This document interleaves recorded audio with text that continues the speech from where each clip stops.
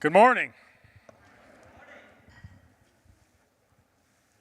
I'm really excited to be here again. I think this is an excellent topic. I don't know who came up with that title. That might have been me. That's okay. So for those of you that don't know me, I've been with Salesforce for a little over 3 years. Prior to that, I spent 26 years overseeing a lot of modernization initiatives in federal government. So I've been in your shoes. I've dealt with the challenges that you're dealing with today.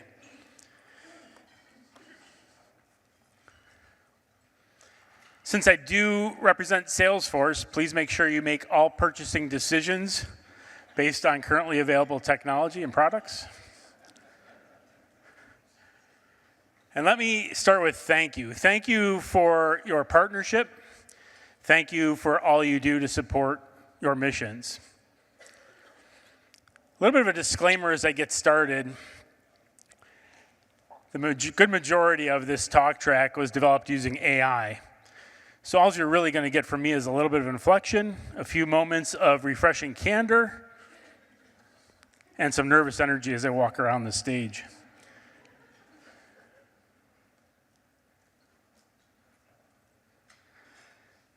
As we take a look at major technological advancements over the past 200 years, what's interesting is at the onset, no one really understood the impact these would have on our lives. And I think that's what we're facing now with AI. So this month we can not only celebrate Goldie's birthday, but also the 200-year anniversary of the opening of the first public railroad. But skeptics were concerned that the human body couldn't endure speeds over 30 miles an hour.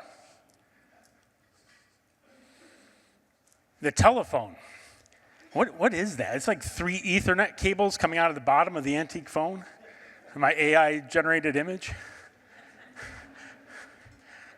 It's close, not quite. But skeptics were concerned about being electrocuted by a telephone, lightning strikes on the lines, or my personal favorite, that evil spirits would traverse the telephone lines. The automobile, a lot of concerns about safety, noise, reliability. The automobile was viewed as a luxury that only the wealthy would ever be able to afford. People believed it would never be as common as the bicycle. Some also felt that they would contribute to an untenable din in cities. They were right about that one. Nuclear energy, I think this is an interesting compare in some ways. A lot to consider here.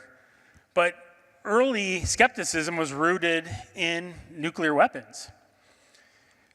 Once nuclear energy was being used as a power source, public opposition was fueled for decades by accidents. Chernobyl, 3 Mile Island. The desktop computer. Ken Olsen famously said, no individual should have a need for a computer in their home.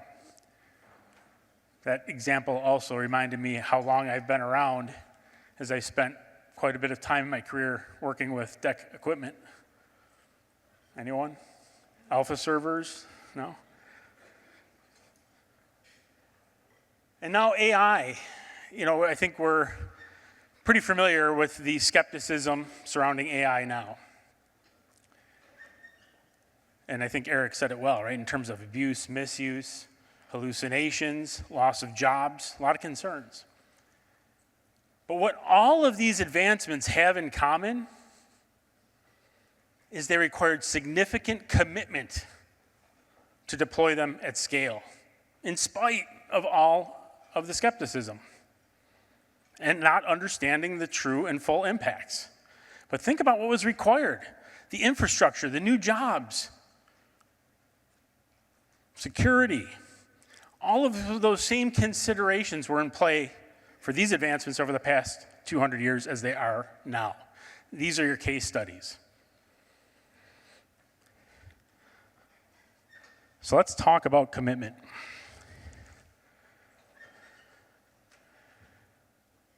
Enterprise AI adoption requires commitment in the following areas: And when you look at these don't look like anything different than elements of software development lifecycle.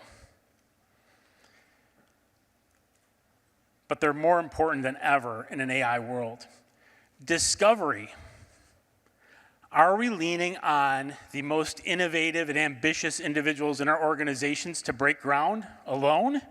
Or are we also conducting deliberate discovery to understand the best opportunities for value and experience realization, efficiency across our organization?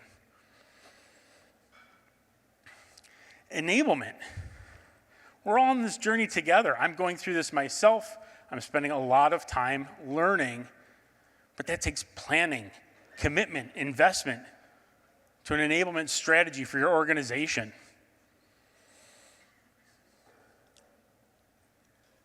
How are your folks adopting predictive and generative AI in the course of business to make their daily lives more effective and efficient? Roles definition, I get asked about this one a lot.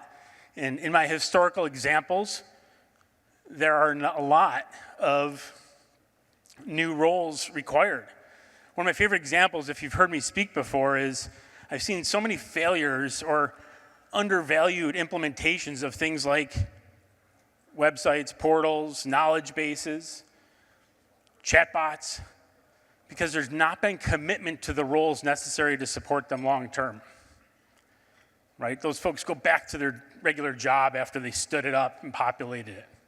There aren't content managers or folks that are continuously testing, monitoring, and tuning. Data strategy. We'll do this one in real time.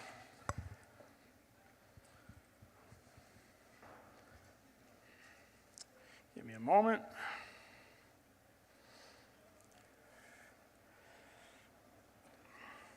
AI mode.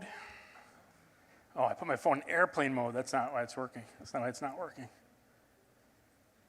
All right, we're going to skip the real time so I don't have to flip it back and waste time.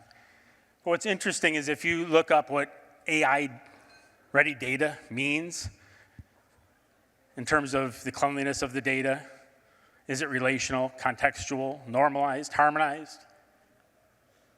All of those elements are the same standards that are required for enterprise modernization. This conversation really hasn't changed.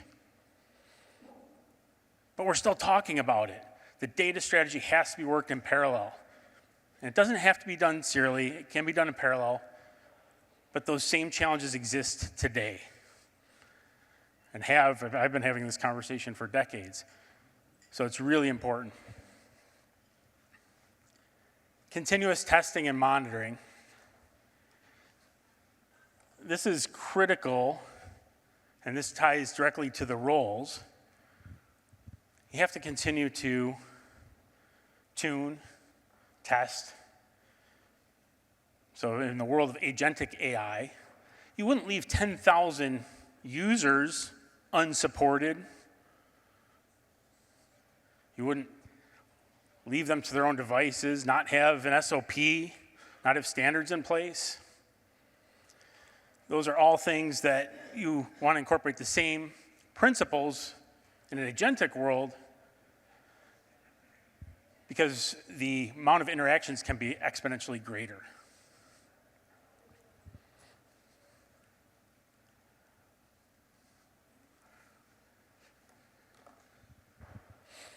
So agentic AI, in my opinion, the best way to adopt AI into the flow of work. Automate your workflows, improve customer experience, and it gives you a managed construct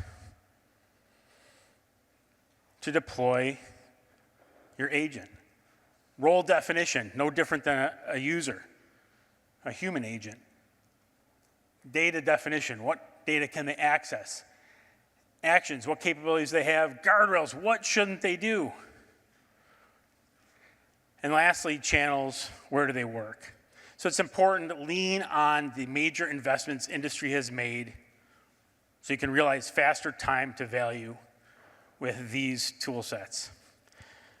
So in closing, again, what I covered looks a lot like fundamentals of SDLC, but in my almost 30 years of experience, it's most often the fundamentals that elude failing programs. And it's also the fundamentals that are exponentially more critical at scale. So in the end, just remember, this is a people problem, not so much an AI problem. It's about the leadership to break through, the collaboration, the relationships, and the user experience. Thank you so much. Enjoy the rest of the talks.